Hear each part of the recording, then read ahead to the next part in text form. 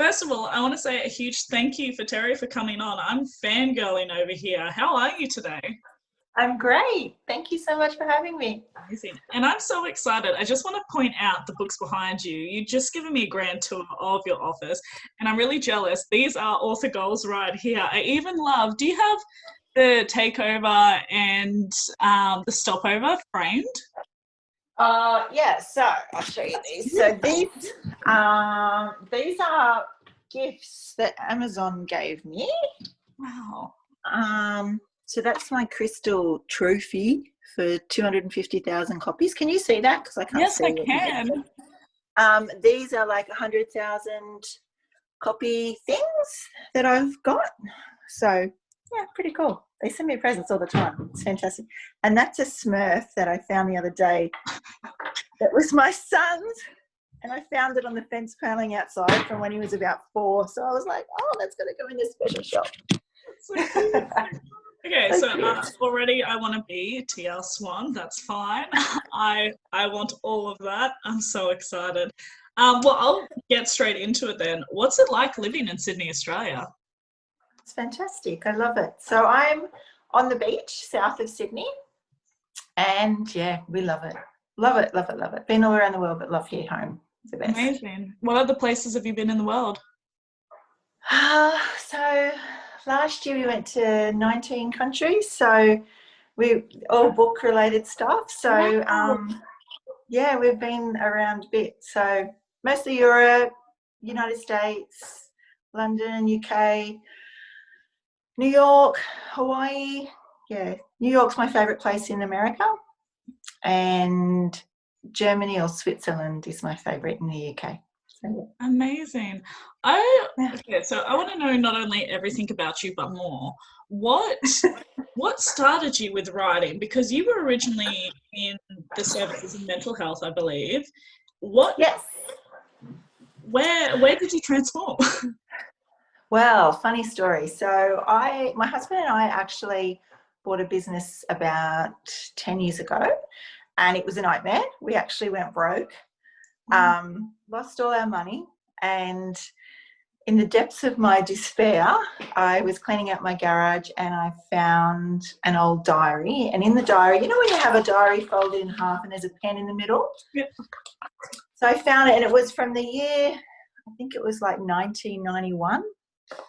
Something like that. I was 18 at the time that I wrote it. Anyway, I found this diary. I was about 42, so about 7 years ago, something like that.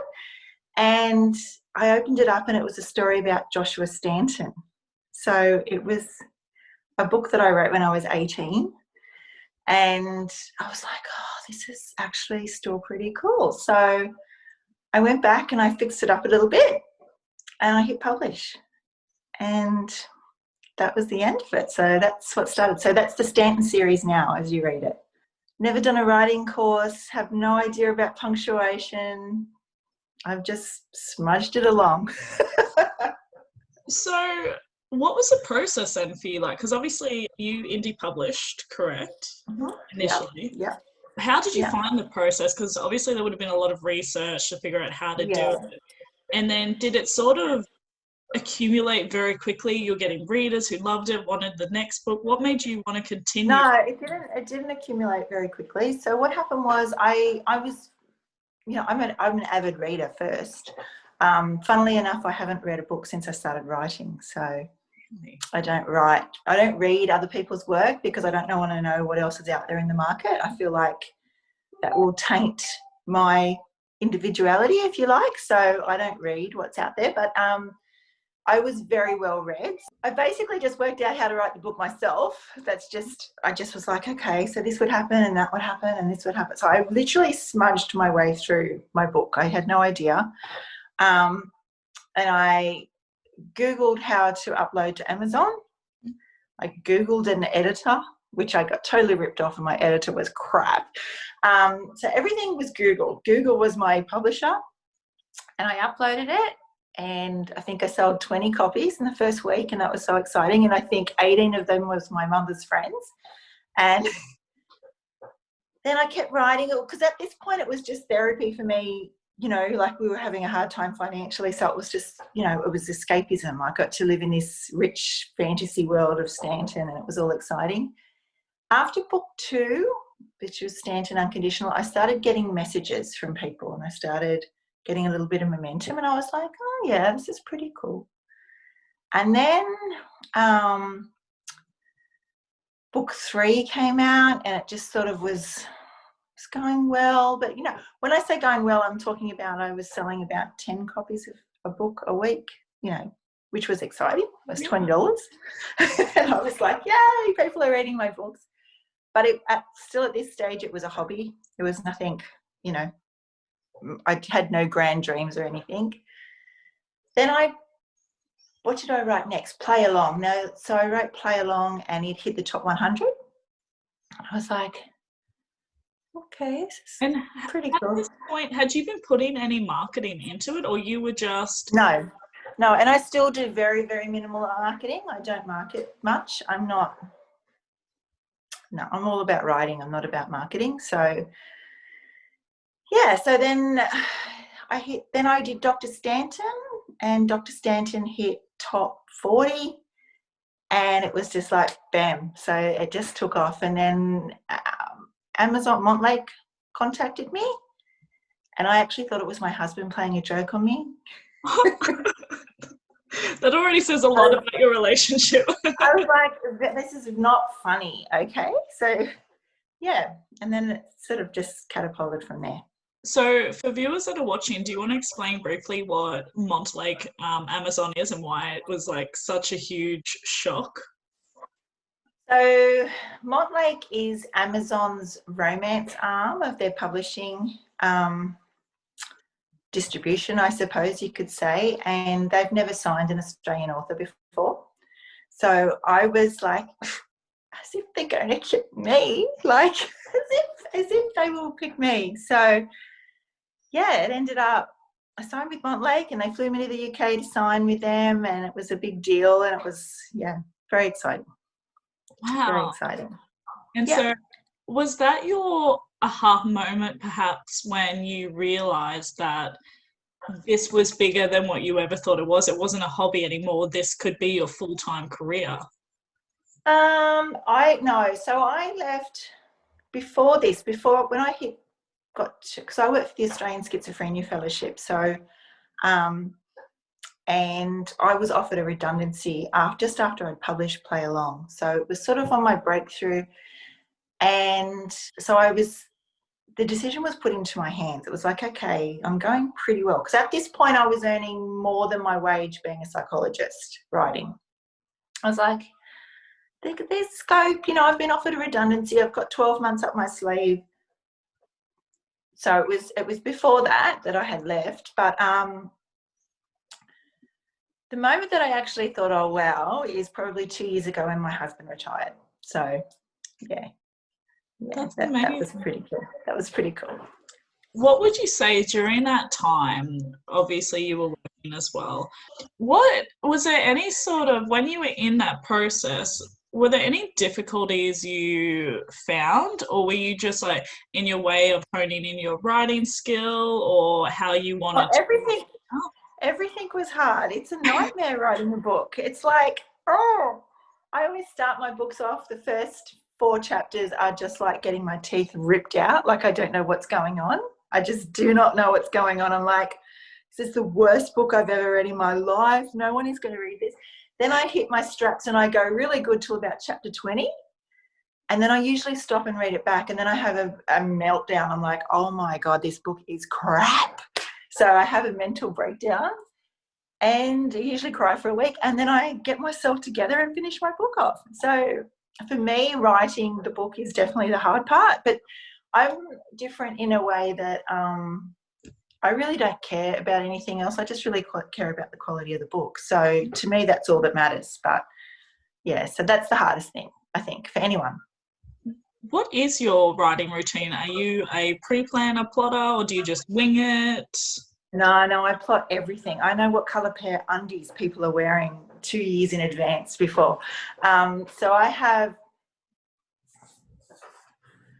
this computer here I've got 5 computers, but this computer here is my dictation plotting computer. So I dictate all my plots.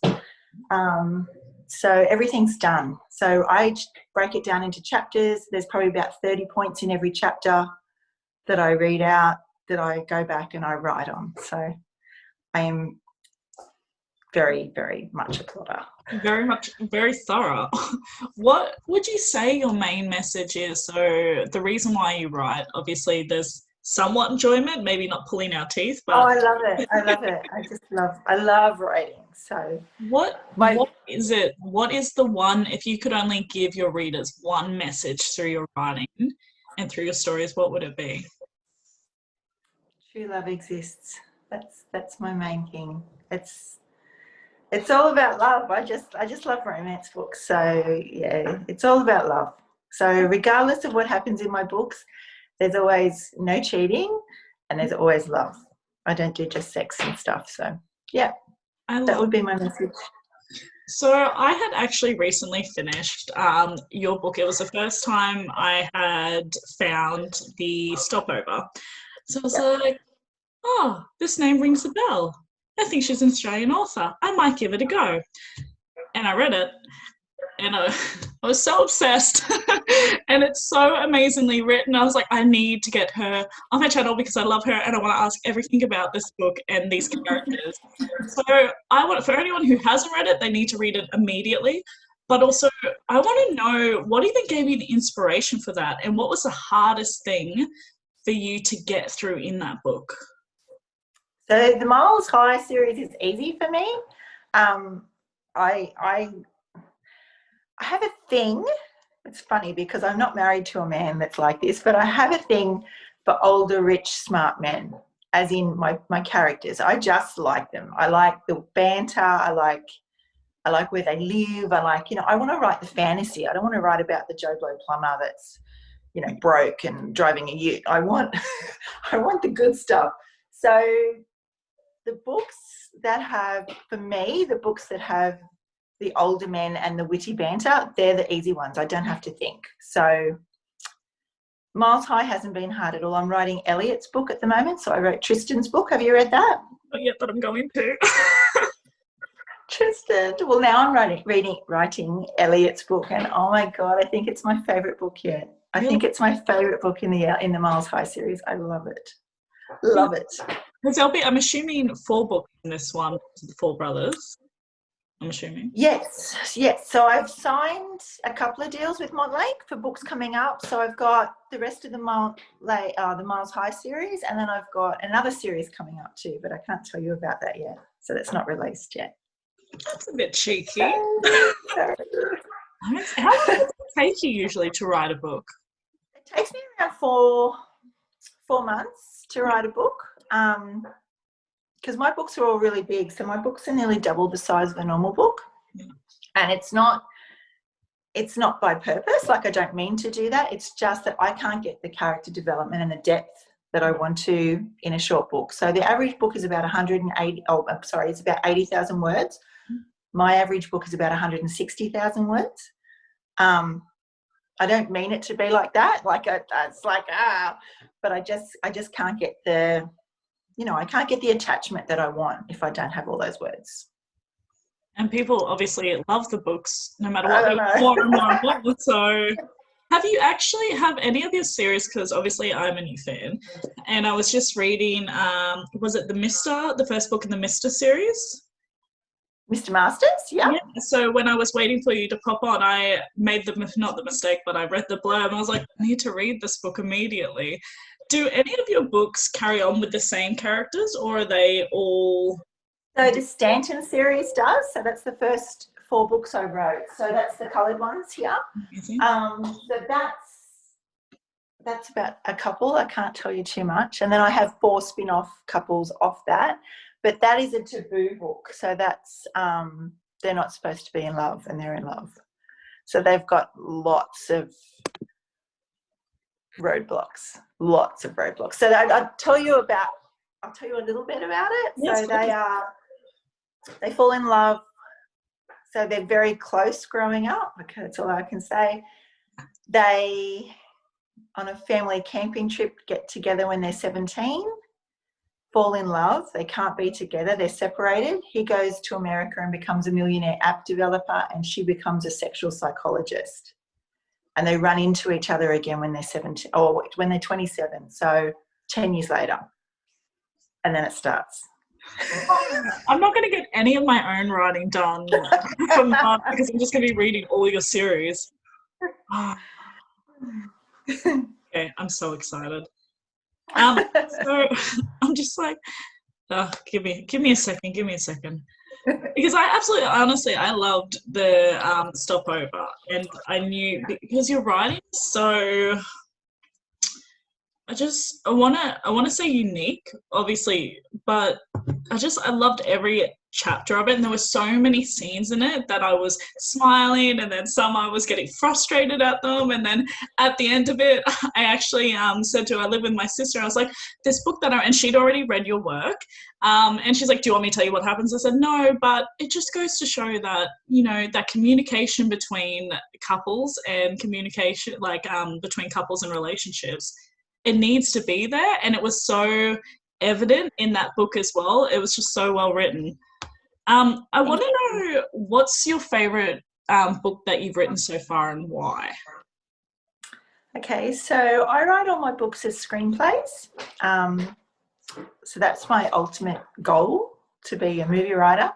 So my favorite book, and the book that got me noticed, which was my breakthrough sort of, I would say, is Find Me Alistair.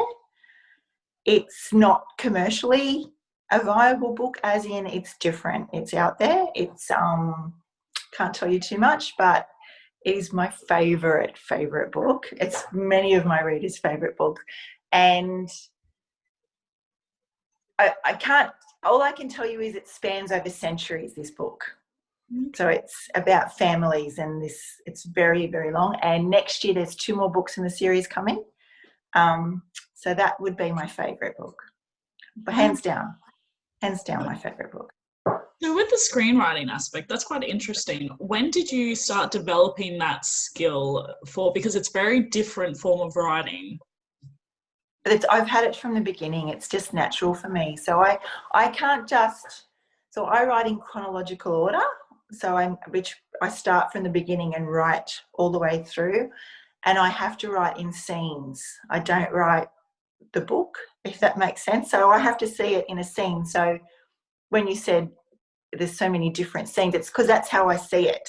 I have to write the scene. So it's just been a progression for me. That's just how I write. That's just what I do. That's one of the reasons why I don't read other people's work, is because I don't want to know what else is out there, and I don't want to see how anyone else does it, if that makes sense, because what I'm doing is working for me. So I sort of feel like I don't need to know how I'm supposed to be doing this, because I'm just going to mess up my head, if that makes sense. Well, your bubble's working. I am totally in a bubble. Totally. No. So would you say that you've come close, if that is your one of your ultimate goals, would you say that you've come close to any kind of opportunity that would lead into that direction? Yes, I'm close. So that's all I can say. I can't say anything. I went to New York 3 times last year. So we've got things happening, but I can't announce anything yet. Is that through, we won't obviously talk about what that is, top secret squirrel stuff, but is that with the assistance of Montlake, or do you have a team yourself? No. So that's I've been contacted by people. I have my own team, and I have a Montlake team. So I only have 2 books with Montlake. The rest of my work is indie work, but we work together. So in my Montlake contracts, I have the rights to any, is it audio? How do you say it? Like any electronic rights or anything, like any movies or Netflix series or anything that comes out of any of my books, I own everything for those rights. That's amazing. What does your team look like? What members do you have in place to basically, go. Okay, so I have For Montlake, I have an editor. So my team is in the UK. So my head office is in the UK. So I have an editor.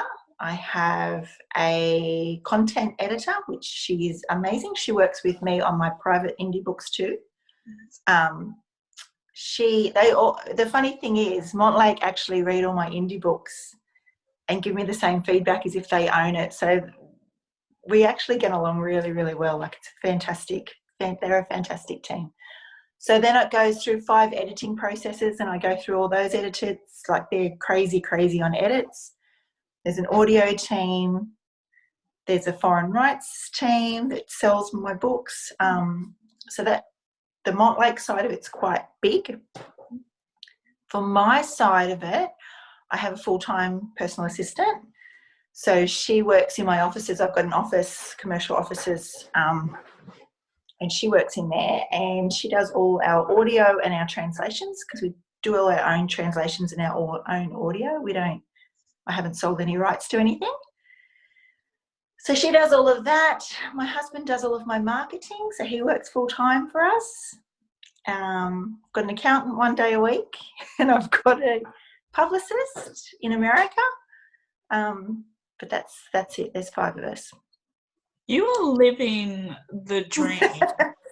That is amazing. And I'm assuming, obviously, all of this was progression, because you've obviously had to look at this in a very sensible business, what's the word I'm looking for, like business sense, because a lot of people, I think, when they first go into this, they don't think that far ahead or that large.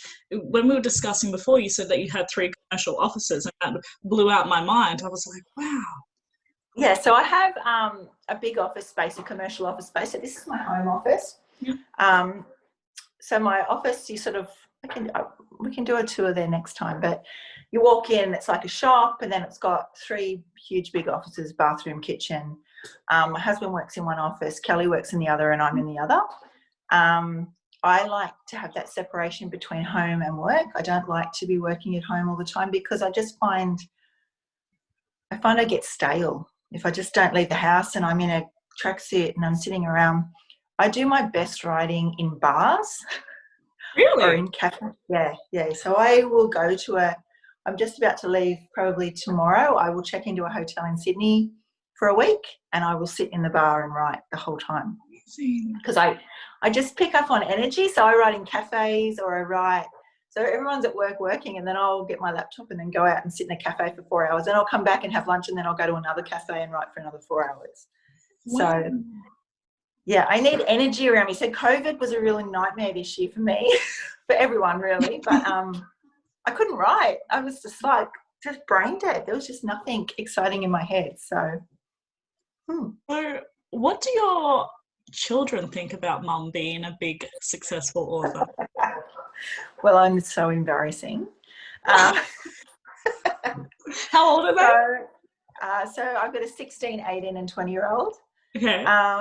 They get it. They're cool. They're pretty cool kids. So they don't mind. I mean, we just built this new house and things are going great. We went, like I said, we travelled 18 countries last year and stuff. So they're quite happy. Yeah. But, yeah, it's embarrassing to them. Like, oh, God, Mum, please. Have any of them been daring to try and read some, or have you put up? No, I don't care. I'm pretty liberal. So my daughter has read all my books. She goes, oh, it's a bit weird. It's just weird. She likes Dr. Stanton, and she likes Mr. Masters, and she has her taste. She's the oldest one. She's 20. The boys have no interest. My husband can't even read my books. He's like, I don't want to read that shit. He'd go so red, probably. I know I did. He read the first chapter of the first book, Stanton, and it's like a virginity scene in a tent between people that aren't supposed to be together, and it's like, he was like, what the hell is in your head? This is messed up. So yeah. What did they think when you first published your first book? How was the support around you? I didn't tell anybody that I published the first book. I Really? didn't tell anyone no, I did it all in secret. So I didn't even tell my husband I wrote the first book. It wasn't until about book 4 that people started finding out. So yeah, no, it was just it was very on the down low for a long time. How secretive is that? That's amazing. Did you, wow, that would have been very interesting. Did he not ever question why you were sneaking off into a room to be on the laptop for hours? No, because I was at university, so I was studying as well, so I was always doing stuff. So yeah, no, he never questioned it, but no one ever did. I was just like, and I would rush around and do all my housework and do everything so I could quickly sneak writing for an hour before I did my uni work. Like, it was like literally written in secret. That's so cheeky. It's weird, right? I want to know, what has been, throughout your writing career so far, what has been your greatest challenge and what has been your greatest accomplishment? Okay, so my greatest challenge is quality control, because it's nothing, and when I say nothing, I mean I've done it probably 10 times for me to delete 80,000 words in one go. Whoa. And hit delete and just hit delete and just it's gone. So I write all of my books probably 3 or 4 times to get them right, and each time I write them they get better. So it's like I write the bones and then I come back and I write, you know what I mean? I just keep going over and over. So I would say my biggest hurdle is that I'm my worst critic, my absolute worst critic. My biggest accomplishment, probably Montlake. Probably having such a good relationship with Montlake has been pretty incredible. They're amazing. And the editors and the people that I now have access to because of them. So, I work, my content editor is Colin Hoover's a content editor. And so I just have the most amazing network around me now that I never would have had access to if I hadn't signed with Montlake. So, yeah, probably that. Would you say that a lot of that is putting yourself out there and seizing opportunity to be in the right place in the right time to meet the right people who eventually, I'm sure, slowly built the team around you that you have today? Yeah, it's funny, I just I'm not interested in being a famous author. It doesn't interest me. My face all over Facebook you will never see. I'm not in selfies doing the duck mouths every day. It's just not my thing. My focus is quality books, and that has always been my priority, I guess. And the people who have found me. I haven't found them. So Montlake, I think they sent me 7 emails to try and sign me, and it was in my junk folder, and I wasn't interested. I was just like, Kelly answers our emails, so we get thousands of emails a week. So I was just like, Kelly was like, shit, this Amazon keeps emailing. I'm like, yeah, it's be about a promotion. Don't worry about it. And then I opened it and I was like, interesting. And then I come home to my husband. I was like, why are you sending this shit to me? It's not funny. So, yeah. I'm a little bit interested because hubby's in the family business.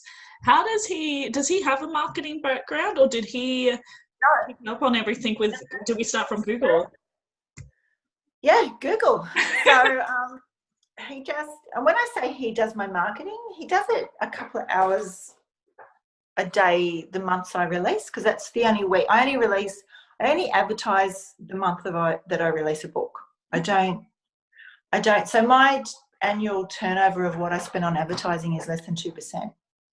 So I'm not one of these authors that's spending thousands a day to be like, it's just not my plan. But he just taught himself. It's just the Amazon ads and the Facebook ads. But yeah, no, it's just self-taught, and it's not rocket science. It's not hard to work out.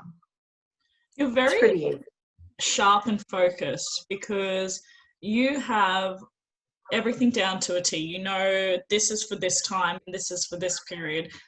Did you always sort of have that structure, or was that something that you stumbled along the way and thought, actually, this works, this kind of campaign works, this structure and this element work every time? Yeah. You just kept building on that. I think my biggest thing is I use the KISS strategy, so I keep it simple, stupid. I don't do marketing courses. I don't do Facebook ad courses. I'm not in any author groups. I don't do writing courses. I don't go to conferences. I'm in my own little bubble. I don't read other people's books. I just do the basics. You do what you do best, which is writing. Yeah, well, I just focus on that, and I focus on what I know works rather than trying to find ideas all the time. I think a lot of people get carried away in they need to know what the secret is. What's everyone else doing? What's this? What's the big advertising thing that everyone knows? What's this? What's that? There's no secret. It's just you just need to write a good book. You just need to focus on the writing. I think that's my interpretation of the business. I'm not sure if that's correct, but that's how I work it. That's what I do. But I would definitely agree with that, because I think a lot of authors, and I can say I've done the same thing, we often find ourselves scattered because we're trying to do all these different things. We're trying to work, 20 hours a week on marketing to make an extra 10, 50, and some people it works for and some people it doesn't. But there's a lot of factors that go into it. And I think it's very interesting that you've stayed very true to writing good quality books. And then by the time you got to about your fifth one, that's when everything started really falling into place for it to be a stable income and career for you. So I don't think that was a coincidence either. And also, you weren't impatient, I'm guessing, to do that. You were doing it for you. But I think a lot of authors these days want immediate gratification. They publish one book, two books, and they expect to be hitting those thousands straight away. And now I think and this sounds weird to say this, but there's a lot of authors that I see on Facebook and Instagram and around the traps, and they focus on wanting to be famous and heard on social media. Our job, this is my interpretation, I'm not saying it's right. My job is to stay anonymous so that my characters are the storytellers. I don't want to be the face of my books. I want my characters to be the face of the books. So I think it's a case of, when you're following a movie star and they get too famous, and then when you see them in a movie like Madonna, when you see Madonna in a movie, you don't actually buy it because Madonna's a singer. Yeah. Does that make sense? Where I think our authors are the same. I think there's actually a thing of being too well known and too in your face with your opinions, and I don't know. It's not my cup of tea. So what advice would you have authors who are trying to make this a full-time income? What would you say your key success tips are? Okay, so branding is huge. So the biggest breakthrough for me was when I recovered my books. So after I published Dr. Stanton, it was plain and simple, my name, everything about it, right? So this is the book. And it sold so well. And all my other books before that weren't selling that well. So I went back and I rebranded everything with the gold T L Swan. And I did the same title, because I thought, okay, if they see it, it might refresh their memory that that's a book from me as well. And it did. My reads on my backlist started rising. So my best advice is when you're creating covers, you're not creating a cover that you like. You're creating a brand. Okay, so imagine if Coca-Cola brought out Coke next week in a bright green can with a different font. Would it sell? No, it wouldn't, because people wouldn't know it's Coca-Cola. So what I'm saying is, when you have a book that goes well, emulate it. Keep your covers and your name and the way it looks similar. So saw this book, you would know it's mine. And you saw this book, you would know it's mine. And you saw this book, you would know it's mine, because they all look like my books. If you change your covers, if you change your covers to be crazy different every time, the readers aren't going to know it's you and they're not going to stop. So that would be my biggest tip. Concentrate on your branding. Amazing. Do you use the same cover artist out of curiosity for all your books? Yes. So Hang Lee does all of my covers. She's incredible with brand. Yeah. She's incredible. Yeah, bank job. Everything I do is a bank job. I just literally give her an image and go, just do it. So most of my covers are custom, so I get the photos taken, like I hire the model for the day and a photographer, and then, so that's how we do it. What has been one of your top experiences with reader interaction at a signing event? Oh, everything. Every reader is just so special. I get made the most beautiful gifts, embroidered things. People make me stuff, tattoos. People have my books tattooed all over them. Really? Like it's just. I haven't got all my art stuff's at work, and because I've got these shelves in every office I have. So no. So I haven't got anything here. Everything, every email I get, everything from readers is just. I actually can't believe that they read my books. I pinch myself every day. It's like, what the hell? Like what? So yeah, it's cool. What are your 3 top marketing tips? Branding. It's not about the marketing budget, it's about the quality of the book, because if people are talking about your book, it's going to sell. If they're not talking about Facebook ads, they're talking about the quality of the book. So the best marketing tool is word of mouth, and to do that it has to be a wowzer book. If you write a wowzer book, then you'll get the word of mouth and people will buy it. If you write a book that's, and you get better. Like I look back at my first books and I think, oh, I could have done that better. But, you get better. So you just keep going, I think. I think that's the best tip. Just keep going. If one book doesn't sell, keep writing, because the next one might, and they'll go back and read all your old stuff. Because I wrote 5 books before anyone read any of my books. So, just because you're not discovered yet doesn't mean you won't be discovered. It could come. What book are you currently working on? Miles High, book 3. So I've just written Mr. Garcia, which is the next book after this one. Okay. And then I'm halfway through Elliot's book now. I'm so excited. He's beautiful. I love him. I think it's my favourite Miles High book. I'm going to read Tristan's next. When should we be expecting Elliot's story out? Because I'll read Tristan's next. Yeah, so he won't be released till August next year. So I have a current. I know. The Amazon takes so long. I always release it in August with Amazon, so with Montlake. So that's just my slot. But I have to have the book in by December for them for the next year. Right. So it's a long process. They do a long editing process. We did touch on it a little bit before, but so what's your largest goal and dream as an author? Probably I'm pretty much living it now, but I'd say a Netflix series or a Netflix original movie.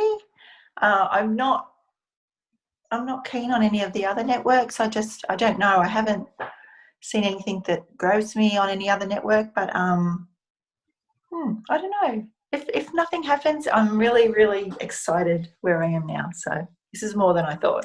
Yeah, so amazing. And I'm so excited to see what more comes out of it for you, what exciting opportunities you may have never even thought of. In 5 years' time, I'll be like, wow, that's amazing. She did it. I know. It's very cool. Like I pinch myself every day. Like I'll get emails from people and I'll think, is that real? Like, did that just happen? It's very surreal. Very surreal. Amazing. All right, so I've got a couple of rapid fire questions at the end. So first one is, what is your favorite animal and why? It's hard to tell. I love cats, but I've got a really beautiful old dog who's 16 at the moment. So Cats and dogs. What breed? He's a Cocker Spaniel. Well, we had family dogs. They were Cocker Spaniels. What's his name? His name's Buddy. He's beautiful. He's 16. So, yeah, he's a tottery old man, but I love him to death. So. Oh, this is going to be a hard one for you. What's your favourite romance movie? Pride and Prejudice, hands down. Oh, classic.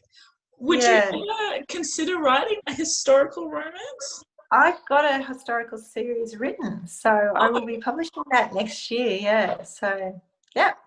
I'm a head start. My first love is historical romance. So that's my true heart. So, yeah, 100% I will write historical. That's so exciting. And they release next year, do they? They will release next year. Yeah. Everyone. So Alistair is, I can't tell you the story about Alistair, but it deals with a couple now and it deals with an historical couple. Lots of different historical couples. So it flicks between centuries. So you're following different stories in different times, if that makes sense. You know how to bait a reader, don't you? You have to read the first book to get it, but But I also have an historical series coming out. I can't tell you too much about it, but it is about a family of 6 brothers in London, set in London. I'm excited. In the 1700s. So, yeah, that's cool too. What song best describes you? What song? Yeah. What song? I don't know. God. Another one bites the dust. I have no idea. Oh my goodness. I have no idea. I don't know why, but the song Sweet Caroline just came to mind, but I can't remember what the rest of the lyrics are, so I hope that's not offensive. I don't know. It's so sweet. Yeah, no, I have no idea on that one. All right, we'll leave that one as pending. Who is the most famous person you've met? I don't know. I don't think I've really met any famous people, authors. I don't know. No, I don't know. I haven't really met any famous sports people and stuff, but they're not really famous. No. So controversial. I'm kidding. No idea. Yeah, no idea. Haven't met anyone really famous. Watch this space then. Give it the next couple of years. Yeah, what's this space? All the famous movie stars that'll be in your Netflix show. I wish. If you could have Henry Cavill in there, I'd be very appreciative. Tell me about it. So would I. If you could travel anywhere in the world right now, where would it be? Well, I'm supposed to be going, funnily enough, this is my Italian book, so this is about a mafia guy who lives in Lake Como in Italy, and I was supposed to be going to his house where I researched for 2 years while I wrote the book. I was supposed to be going to his house to stay for my 50th birthday next year in Italy, and we can't go because of COVID, so that's where I would go, Lake Como in Italy. That's amazing. How much this is off topic, but how much, especially the historical, how much research would you say you put into each book? So I have a folder, a hard plastic sleeve folder that I research for every book. And I probably have 30, 40 pages in every single book. And because I plot so far in advance, so I'm plotting books for 2023, 2022, 23. So as I think of things, I find pictures and I put them all in this book. So when I get to write the book, it's all there. So a lot of research goes in. Alistair is just incredible amount of research. So Kelly, my assistant at the moment, what she's doing it's hard not to give you spoilers, but she's actually yellow tabbing different parts of the book, each person, so that when I go through, I can flick through to the colours to see what person is speaking and what actually happened in that part of the book so that I can carry it through. So a lot of research. Wow, you were so organised. You were like author goals, hashtag author goals. That is... I'm so not. I'm a hot mess. The only thing that I'm meticulous on is writing, and that is why I stay with it. Like Kelly, has been on my case. Kelly, my assistant, she's been on my case to pick a narrator for Dr. Stanton for I think about 2 months. And I just read an email then she's written back, she's picked it. She's like sick of waiting. She's written back and gone, yeah, we're having this one, because she's just like, oh, I'm giving up on her. So, yeah, writing is the only thing I'm meticulous with. And it's funny, you know, because I have ADD, so I'm super, super off the wall with everything else. I'm so cruisy, nothing phases me. I'm really relaxed. But with writing, I'm like anal obsessive. Like it's my thing.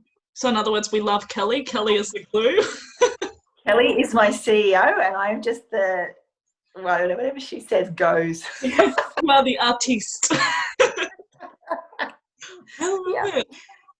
Those are all my questions. Do you have anything else you'd like to add, or tell us where to find you?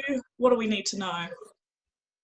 So you can find me at www.tlswanauthor.com. You can message me. I'm in charge of my own social media. I don't have anyone who does that for me. And yeah, that's it. You won't find me on TikTok or anything. But yeah, no, that's it. So thank you so much for having me. Thank you so much for being on here today. I have had an absolute blast. You are very inspiring. I think I'm going to have to go back to my visualization board and just put your face on it or something, be like, I want to be as efficient as T L Swan. But thank you so much for hopping on. Thank you so much for having me. Much appreciated. Absolutely. And hopefully I can get you on soon. So we'll talk soon. Thank you. Bye. See you, honey. Thank you. Bye.